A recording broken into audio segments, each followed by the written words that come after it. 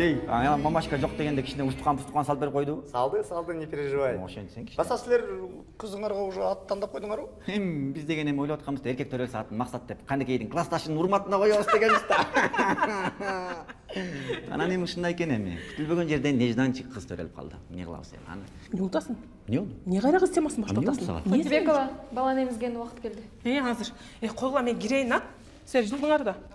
Біз уже билет алып қойдық. Анан үйрөтөр келгенге аракет кылгыла, Тынчылыкпы? Анткени дегенде бизде майрамдаганга дагы бир кичинекей себеп табылды.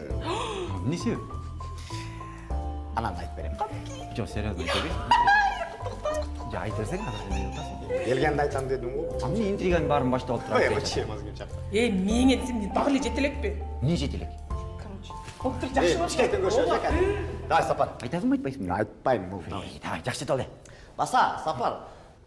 Кызыңчы, кайненеңе аябай окшош экен, Я?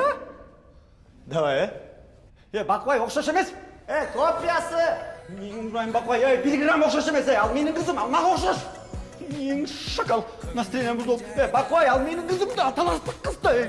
Шумшандырған ай, таластық кыз ай, суқтандырған ай, сұлу кызым ай. Сыздырғандай.